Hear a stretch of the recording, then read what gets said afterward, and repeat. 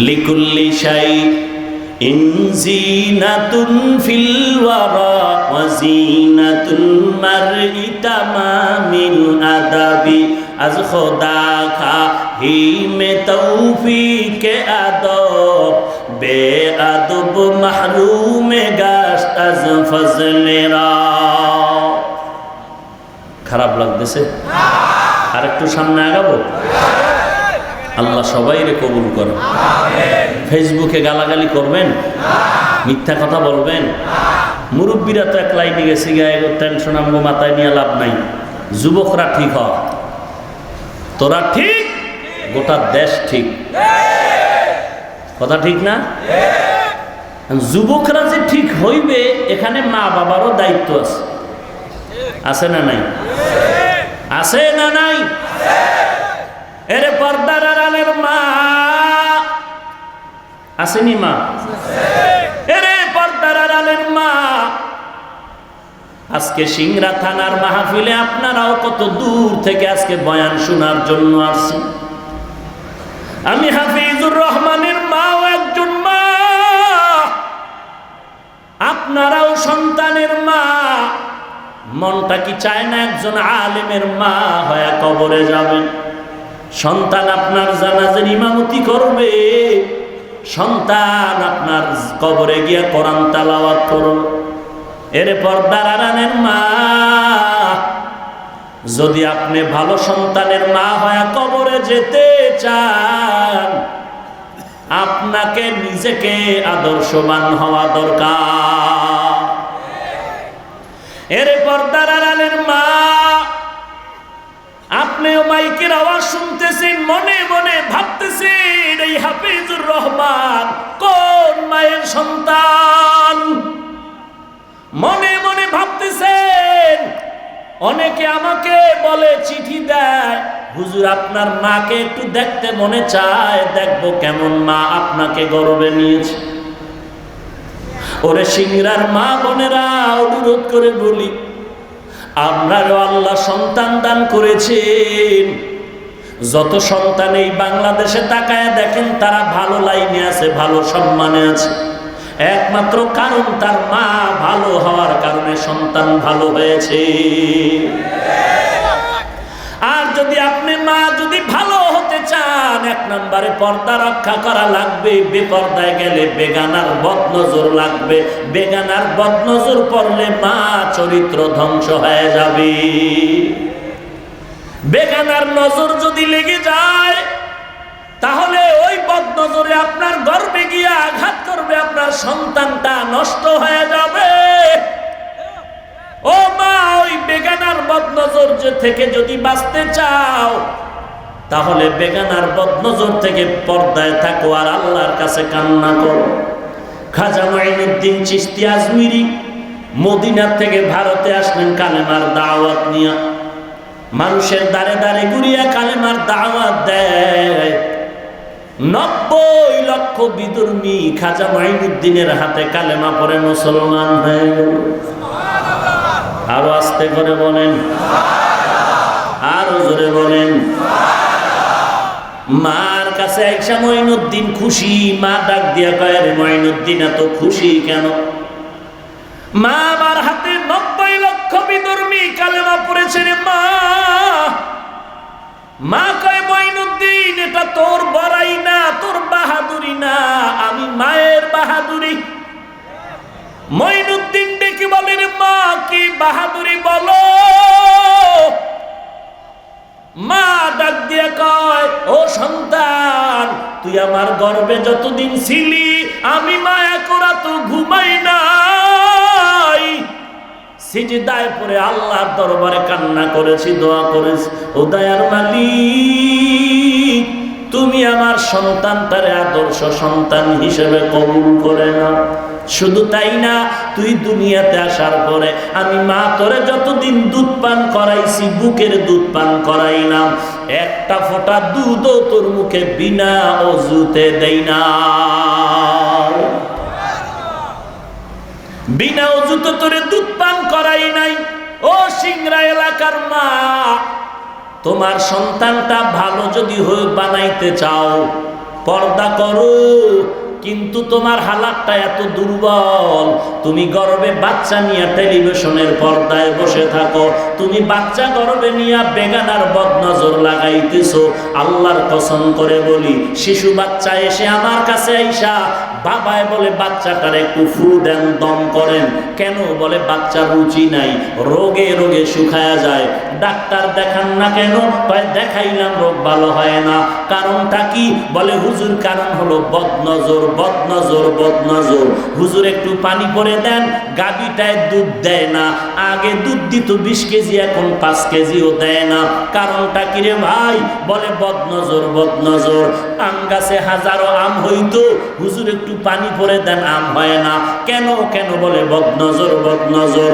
কার বদনজর? কোন আমলওয়ালার বদনজর না, বেয়াদব বেআমলওয়ালা উশৃঙ্খল গাঞ্জাখোরের বদনজর। একটা গাঞ্জাখোরের বদনজরে যদি বাচ্চা অসুস্থ হয়ে যায়, একটা গাঞ্জাখোরের বদনজরে যদি গাছের ফলের মধ্যে আঘাত লাগে, ওরে আল্লাহর মা বোনেরা, আল্লাহর বান্দি, আপনার গর্বের উপরে যদি কোনো বেগানার বদনজর লাগে, যুবকরা যুবতীর দিকে কি সুনজরে তাকায়? এই কথা কা বদনজরে তাকায়। এইরকম হাজারো গুনাহগার যুবকের যদি বদনজর ও মা তোমার উপরে পড়ে, তখন ওই বদনজর গিয়ে তোমার বাচ্চার উপরে রিয়াকশন শুরু হয়ে যায়। অতএব মা, বদনজর থেকে যদি বাঁচতে চাও, তাড়াতাড়ি পর্দার আড়ালে চলে যাও। তুমি বলবা হুজুর বলছেন সত্য কথা, কিন্তু মানতে পারি না। কেন পারবেন না? আমার মা, আমার চাচি, আমার দাদি, আমার নানি, আমার মামিরা, আমার স্ত্রী, আমার বোনেরা, এইরকম হাজারো আলেম ওলামার স্ত্রীরা যদি পর্দা করতে পারে, আপনি কেন পারবেন না? এই পর্দাওয়ালা মা এই জমিনে যত ছিল, তাদের সন্তানরাই হয়তো হয়েছে আলেম, হয়েছে মুফতি, অথবা মুহাদ্দিস, অথবা বাইরের দুনিয়ার লাইনে ডাক্তার, প্রফেসর, সুনামের সাথে ডাক্তারি করেছে, সুনামের সাথে বান্দা ইঞ্জিনিয়ারিং পড়েছে, সুনামের সাথে এসপি হয়েছে, সুনামের সাথে ডিসি হয়েছে। একমাত্র মায়ের পর্দা আর আল্লাহর কাছে তার চরিত্রের কারণ। দুশ্চরিত্র নারীর গর্ভে কোনোদিন ইসলামের লাইনে হোক, দুনিয়ার লাইনে হোক, ভালো সন্তান আসবে না, হবে না, হবে না। কিন্তু দুঃখ, এই উত্তরবঙ্গে এসে যা দেখতেছি, পর্দার ভালাই নাই। যুবক যুবতী অবাধে চলতেছে। ঢাকায় যে পুরা পর্দা করে তা বলছি না, কিন্তু এতটুকু বলবো, যত বড় বেশ্যা মহিলা হোক না কেন, একজন টুপিওয়ালাঙ্গ হুজুর দেখলে ওড়না টেনে মাথায় টেনে দেয়। কিন্তু উত্তরবঙ্গের মানুষ এতটাই যে সরল, হুজুর দেখলেও ওড়না টেনে মাথায় দিতে বুঝে না। এই মাহফিলগুলোতে মহিলারা সব পর্দা ছেড়ে রাস্তাঘাটে যেখানে সেখানে দৌড়াচ্ছে। চোখে তাকায় দেখলাম গতকাল প্রায় ঘন্টাখানে এই মহিলাদের ব্যাপারে বয়ান শুনাইলাম। এরপরে আর একটা কি, এই মহামারীর থেকে বাঁচার উপায় নেই, তাহলে উত্তরবঙ্গে আমি বয়ানে আর আসতে পারবো না। সেটা হলো ক্যামেরা লাগাইয়া মা বোনদের আমার ছবি দেখায় প্রজেক্টরের মাধ্যমে, যারা দেখাবে সব কবিরা গুনায় শামিল হয়ে যাবে। ওয়াজ দিছেন গুনাহ করার জন্য না হেদায়েতের জন্য? তো ডাইরেক্ট কবিরা গুনাহ করলে হেদায়েতের রাস্তা কই? এখানে যারা কিচ্ছু বুঝেন না, আলেম না, আপনারা বলেন আমি হাফিজুর রহমানের চেহারা আপনার মা দেখবে, বোনেরা দেখবে, হালাল হালাল? তাহলে ক্যামেরার মাধ্যমে কেন দেখাচ্ছেন? এই কবিরা গুনার ভাগ কে নিবে? কে নিবে এই গুনার ভাগ? এক জায়গায় বলতে গেছি হাদিয়াই দেয় না, বয়ান করে দৌড়।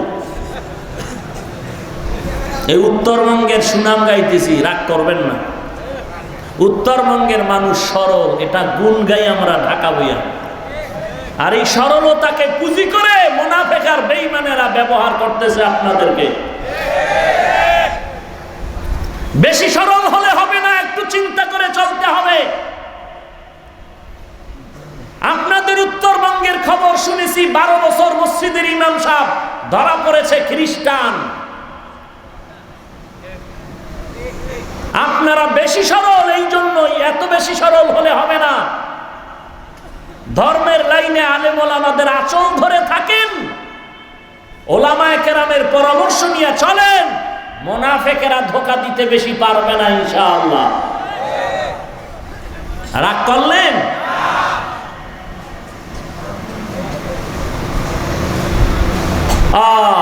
এত চিল্লাই, এত বয়ান করি রে যুবক। নামাজ পড়তে কষ্ট, টুপি মাথায় দিতে কষ্ট, দাড়ি রাখতে কষ্ট বাবা, এটা তুমি বুঝো যেমন আমি কিন্তু কম বুঝি না। এরপরও টুপি ফালাই না, দাড়ি ফালাই না, নামাজ ছাড়ি না, কারণ একমাত্র আল্লাহর কোরআন সত্য, নবীর কথা সত্য। আল্লাহর কোরআনে জাহান্নামের বয়ান আছে না নাই? জবাব দেন। মিথ্যা না সত্য? ওই জাহান্নাম কত কত ভয়ঙ্কর। গুনাহগার হয়ে কবরে গেলে উপায় নাই রে যুবক। জমিন থেকে 9,30,00,000 মাইল উপরে সূর্য, দিনে ছিল রাতে নাই, এরপরও এত গরম কেন? ফ্যানের বাতাসেও ঠান্ডা হয় না ঘাম।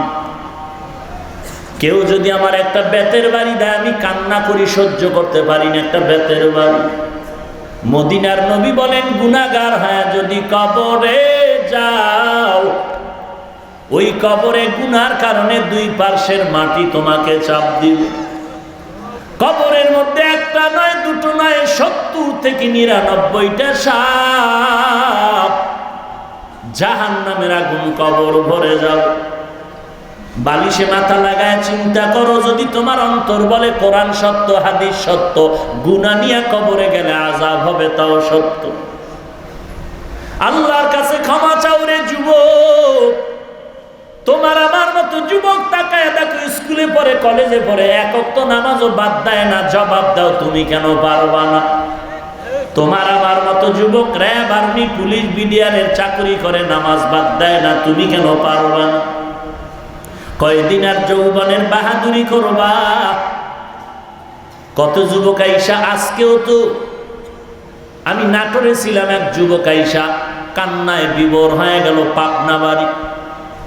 বলে হুজুর আমি একটা ছোট্ট দোকান দেই, আমার এই মোবাইলে ছবি বের করে দেখাচ্ছে, আর বলে আমার এই বডির মধ্যে খোদাই করা করা ছবি অঙ্কন করা ছিল। আপনার বয়ান শোনার পর 1 ফিট পরিমাণে এই ছবি আমি যে অঙ্কন করেছি, এটা উঠানের জন্য প্রায় 11,000 টাকা করে আমার খরচ হয়েছে। হুজুর আমি বুঝ আসার পরে এই দাড়িটা রাখছি, আর নামাজ ছাড়ি না, পর্দা করি। হুজুর আমার মাথায় হাত দিয়ে দোয়া করে দেন। কান্না করে আর বলে আমি জাহান্নামে যাইতে পারবো না, গুনাহগার হয়ে মরতে চাই না। হেদায়েতের মালিক আল্লাহ। কপাল খারাপ হইলে উপায় নাই, নবীরে দেখলো 13 বছর আবু জাহাল, কালেমা পড়লো না। আর ওমরের মতো বান্দা তরবারি নিয়ে নবীরে জবাই করতে যাইয়া কালেমার রশি গলায় লাগায় মুসলমান হয়ে গেল। সেই ওমর এত দামি হয়ে গেল যে রাস্তায় চলে, সে রাস্তায় শয়তান চলে না। সেই ওমর জান্নাতের সুসংবাদ প্রাপ্তদের মধ্যে 2য় নম্বরে ওমর। ঈদের দিন দরজায় তালা লাগায় কান্না করে। আবু হুরায়রা বলেন, কাঁদেন কেন? বলে জাহান্নামের ভয়। এরে যুবক, আল্লাহর গোলাম, তওবা করো। কয়দিন আর বাহাদুরি করবি? কোরআন পড়ে ঠগি নাই, টুপি পরে ঠগি নাই, আল্লাহর সম্মান, আল্লাহর মুহাব্বতে চলতেছি রে বাবা।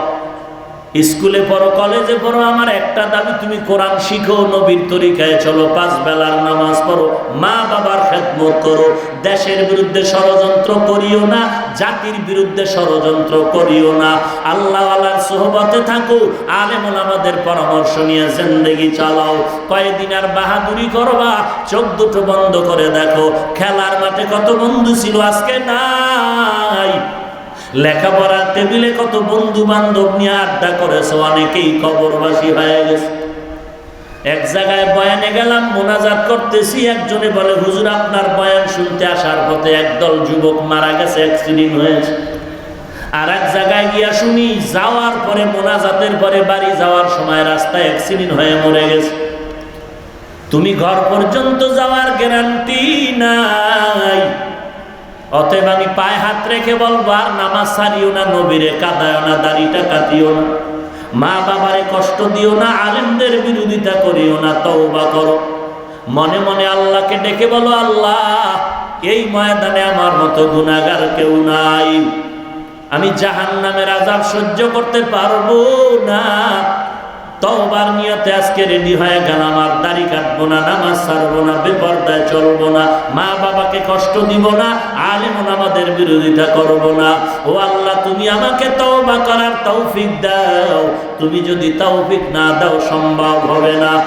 গলায় ছুরি আসবে, মরে যাব, তারপরও নবীর বিরোধিতা করবো না।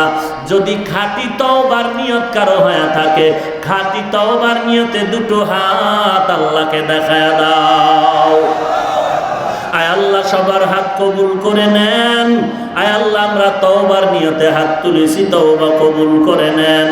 আয় আল্লাহ, আমাদের জিন্দেগির গুনাহ মাফ করে দেন, তওবার উপরে মজবুত হয়ে চলার তৌফিক দান করেন। আয় আল্লাহ, 5 ওয়াক্ত নামাজ বা জামাত আদায়ের তৌফিক দান করেন। আয় আল্লাহ, সমস্ত গুনাহের প্রতি ঘৃণা জমায়া দেন। আমিন। আলহামদুলিল্লাহি রাব্বিল আলামিন। রব্বানা যালামনা আনফুসানা ওয়া ইন লাম তাগফির লানা ওয়া তারহামনা লানাকুনান্না মিনাল খাসিরিন। রব্বানা আতিনা ফিদ দুনিয়া হাসানাতাও ওয়া ফিল আখিরাতি হাসানাহ ওয়া কিনা আযাবান নার। ভিডিওটি দেখার জন্য আপনাদের সবাইকে ধন্যবাদ। আমাদের চ্যানেলের ভিডিওগুলো লাইক, কমেন্ট এবং শেয়ার করুন এবং সাবস্ক্রাইব করতে ভুলবেন না। আর সবার আগে দেখতে বেল বাটনটি বাজিয়ে দিন।